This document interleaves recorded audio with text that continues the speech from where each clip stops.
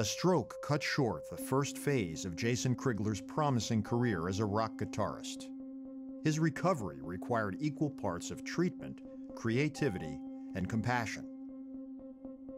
Jason and his sister Marjorie shared their story at a recent Schwartz Center rounds at Emerson Hospital in Concord, Massachusetts, one of 182 sites where they are held across the country.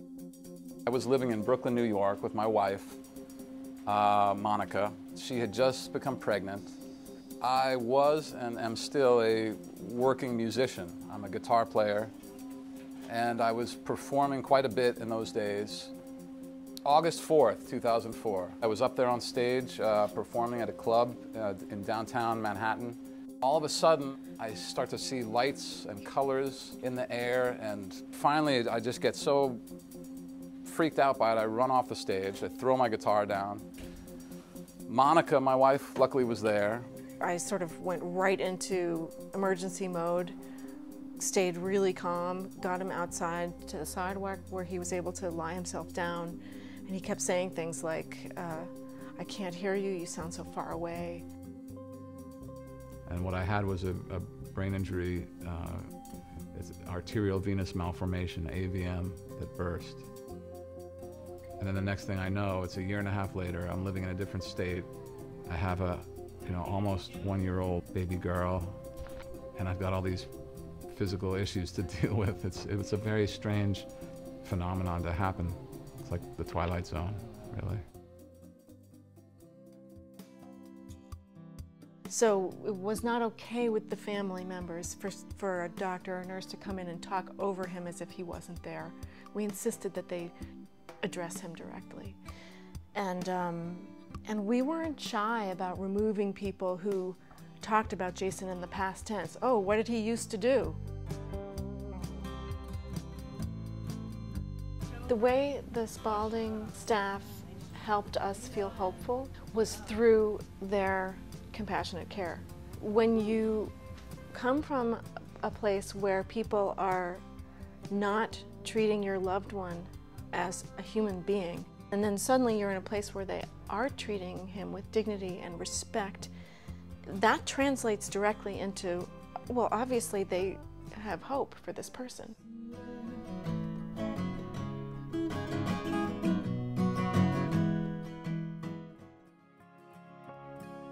So we kind of went out on a limb here and created this little definition of compassionate care. But who are we to come up with it? But we did.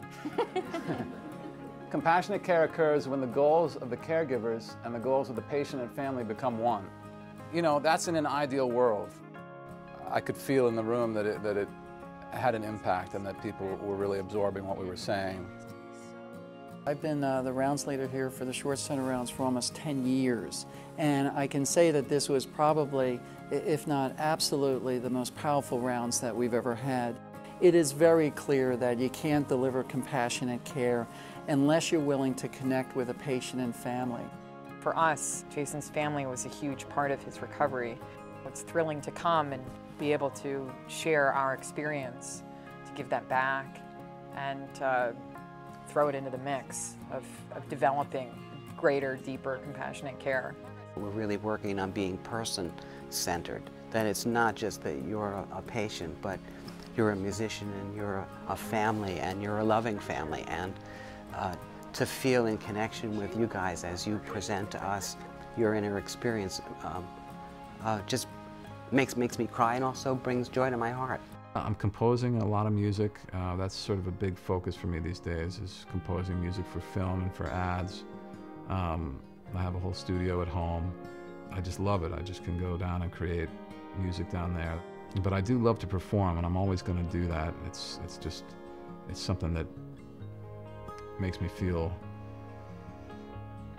like I'm doing what I'm here to do.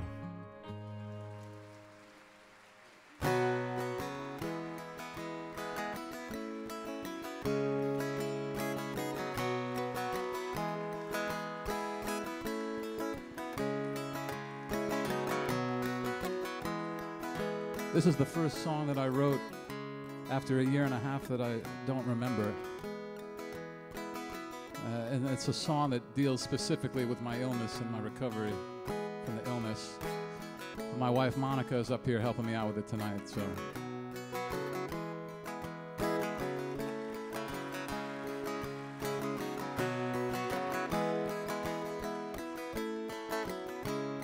The books on the shelf,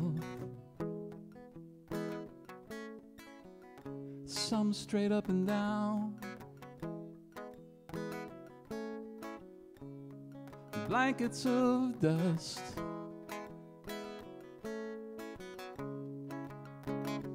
fingered but left untouched, fingered but left untouched.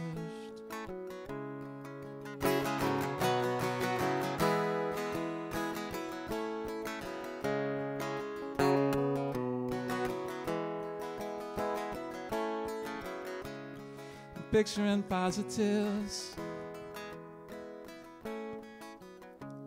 I think that works.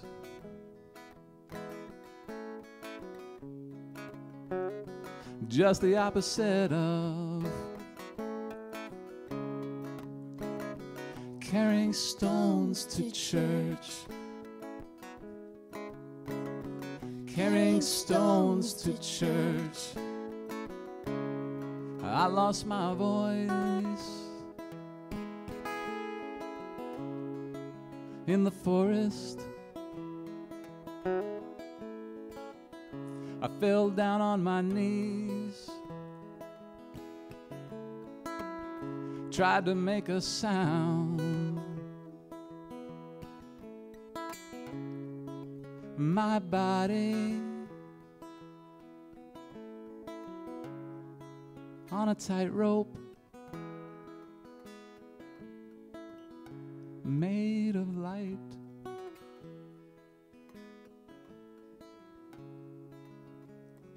Where is the earth today? What if I fall today?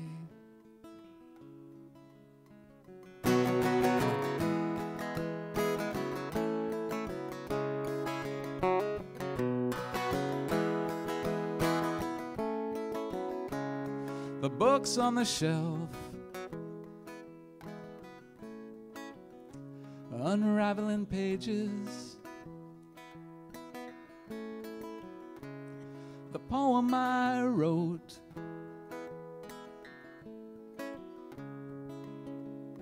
stuffed in the cracks and left, stuffed in the cracks and left. Stuffed in the cracks and left, stuffed in the cracks and left.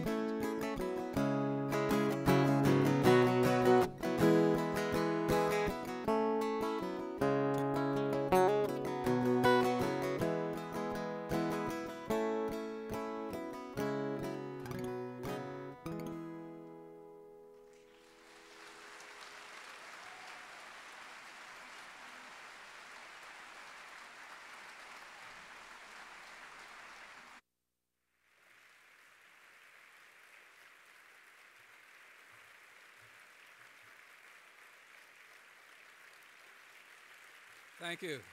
Thank you. Thank you.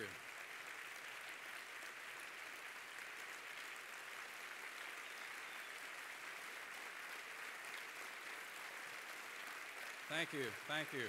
Thank you.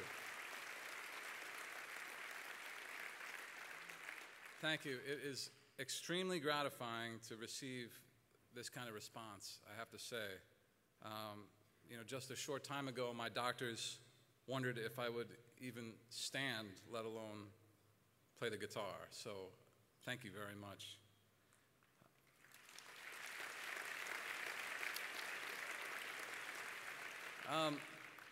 People tell me that my story is inspirational and unusual.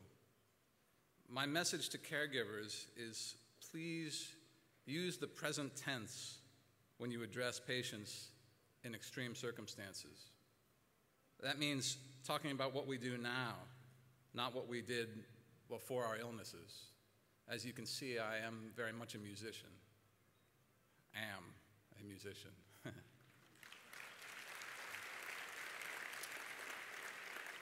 Don't get me wrong, I'm incredibly grateful for the care I received from many able clinicians and my family. Now I would like to honor all of the caregivers in the room by asking you to stand and be recognized, because it's your night too. So all the caregivers, please stand up.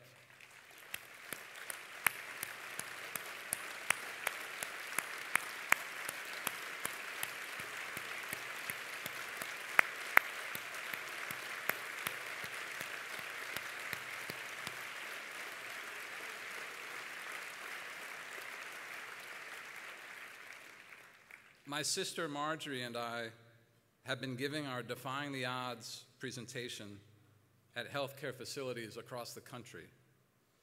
We are especially honored to have participated in the Schwartz Center rounds. It was very rewarding to share our story. The clinical pastoral education and pairs programs yield great benefits too. Like Marisol O'Brien, Bob Allen, and their families, we felt the impact firsthand. But we need your help to continue to fund these worthwhile programs. Tonight, I ask all of you, if you or a loved one have ever had an especially rewarding experience with an exceptionally compassionate caregiver, please honor them. Think of the term caregiver broadly, as Ken Schwartz did, to include doctors, nurses, social workers, ministers, rabbis, technicians, therapists, and even family members. Tonight we ask that you consider a donation of $100 or more to the Schwartz Center in honor of that special person. Naturally, we will appreciate a gift in any amount. Please bear in mind that our board president, Ellen Cohen, who was married to Ken Schwartz, has generously agreed to match all contributions 100%, dollar for dollar.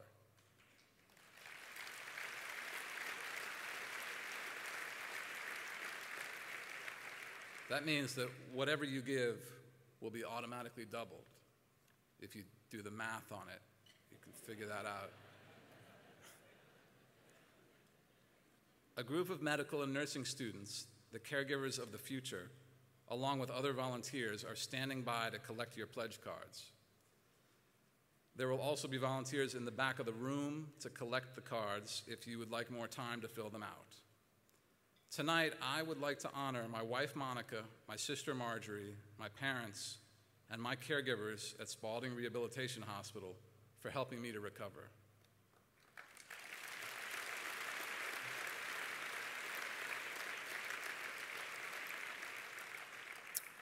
We hope a day will come when every family, every patient will receive the same exemplary care you saw in the video.